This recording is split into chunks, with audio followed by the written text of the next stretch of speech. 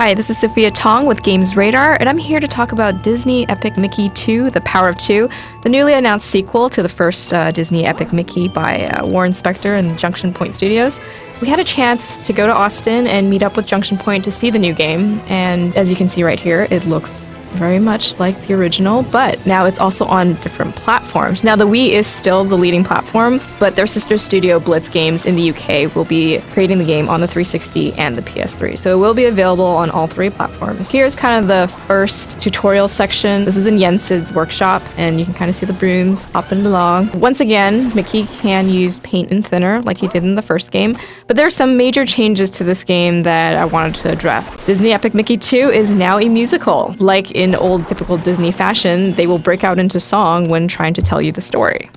Everything is voice acted now. Warren Spector did say that it was his decision in the last game to use what he calls bark text, where the characters just kind of grunt, but he realized that it was kind of silly because Oswald, the Lucky Rabbit, is a silent film character, but he thought it was kind of unfair to have everyone be silent. So in this game, everybody is fully voice acted, and all the voices are the official Disney character voices. So Oswald has a new voice actor. His name is Frank Welker. You guys probably know him from like Transformers and Scooby-Doo. He's pretty well known in the voice acting industry. But you'll have new characters like Hortensia. Oswald's girlfriend is also back in this game, and she's got a new voice actress as well. Here you see Mickey using paint and thinner to kind of try to platform his way onto the ledge. And like before, you know, you're free to use paint and thinner wherever you like, but it might be worth checking out different locations to kind of find hidden collectibles. So once again, there will be like side-scrolling areas. Like in the last one, you saw like a lot of references to old Mickey cartoons, and here, once again, you'll see a lot of references to old Disney treasures that have been lost. And like this game celebrates 80 years of Disney history that, you know, has been kept in a vault and hasn't come out. So it's pretty cool to see all these things that, you know, normally we wouldn't get to see. And it's all kind of jam-packed into this one game. Another thing to mention is that your choices in Disney Epic Mickey 2 are permanent. In the last game, you know, you can erase walls, you can put them back, but like once you exit the area and come back, it kind of gets reset.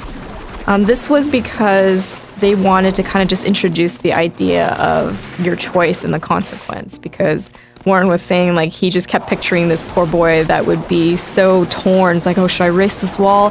Oh my gosh, what if I can't get it back? Like, what am I gonna do? But then now that you have the sequel, if you erase something, it's gonna be erased until you bring it back. So in this next area, this was like the last part of our demo. It's this hub area where Mickey and Oswald can kind of work together to bring these devices into their pod. So there's a couple of ways to complete this area depending on like how you want to do it. I mean, the key thing here is that not only is Disney Epic Mickey 2 a musical, it is also cooperative, and it's fully cooperative, drop in, drop out play. If you don't have someone to play with you, Oswald will tag along as an AI character, and he will be able to help you, because even though Mickey can use the paint and thinner, Oswald can use his remote control. He's got helicopter ears, so he can take you to places where you normally can't reach. So you guys really have to work together now, and it's a full cooperative experience, and it's split screen, co-op, like vertical split screen, and couch co-op. So as of this point, there is no online, so what we've been told is that it's couch only, but it lets you play with your friends, or a friend, and it should be an interesting dynamic. You notice that it's a lot brighter now, because like the last Epic Mickey was pretty dark, but everything is brighter, and they're trying to make Oswald a star. Another big question that people wanted to address was the camera, and the team at Junction Point realized that it was kind of a problem in the last game. So they're working on it. Apparently more than 1,000 changes have been made to the system, and if you play along the main storyline, the camera should be following you the whole time. And when we played in this hub area, the camera does feel a lot better this time. It gives you enough room and lets you see where you want to see, so you're not constantly fighting with it or trying to move it around to see where you need to go. So that's a huge improvement, and that's what they're trying to work on, is that if you stay on the main storyline and you don't venture off to like find collectibles and stuff, you shouldn't have to touch the camera at all, so that's a big perk. So that's just kind of a demo of what we got to see for our first look at Disney Epic Mickey. The game is set to come out this fall on the PlayStation 3, Xbox 360, and the Wii.